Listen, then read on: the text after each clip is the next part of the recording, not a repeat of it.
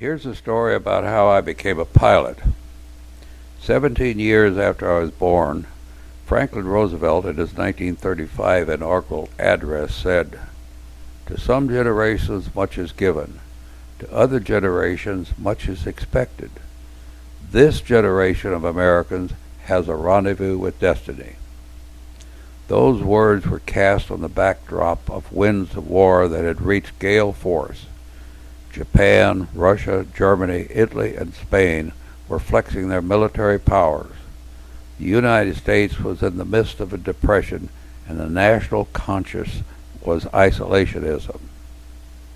However, there were a few visionaries preparing my generation for that rendezvous with destiny.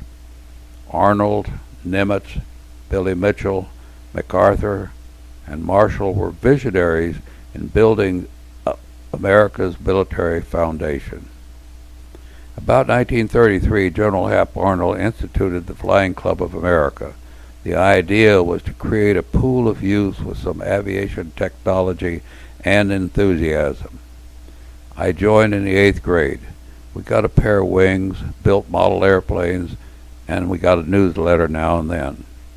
Arnold wrote a book in 1935 titled "This Flying Game," and that became the Bible for many of us. 2 years later, General Marshall created the Citizens Military Training Camp, CMTC, to build a pool of youth with some military training. Since my father supported the defense of our country, he encouraged me to join. I went to summer camp for 1 month when I was a junior in high school. That was in the hot month of August 1936 at Camp Bullis near San Antonio, Texas.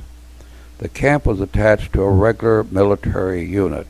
We all started in the infantry the first year. We were on maneuvers and the artillery came along and trucks created a lot of dust, and I said to myself, I'm going to get in the artillery next year. You had to pass an exam that was laced with a bit of math. I passed, and the next year I went on maneuvers as an artilleryman.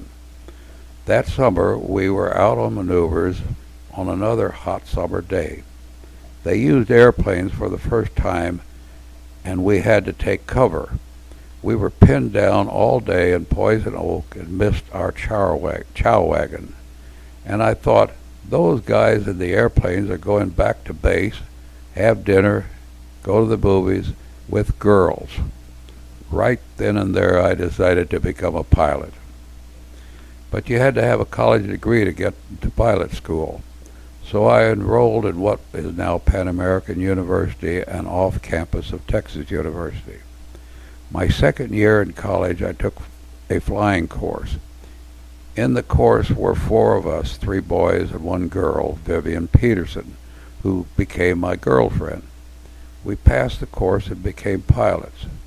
By this time, Hitler had invaded Poland, and in 1939, the military offered a deal where one could get in the Army or Navy Air Force with 2 years of college. So I joined the Army Air Corps. I went to primary pilot training in Oxnard, California at Caltech Institute. Then I went on to basic pilot training in Randolph Field, Texas, and then to advanced training at Brooks Field, San Antonio, Texas. I received my wings and became a commissioned officer, 2nd lieutenant, of the Army Air Corps with a pilot rating in the class of 41C on April 25, 1941. I was making $225 a month, and with my first paycheck, I bought a 4-door Ford sedan that cost $600.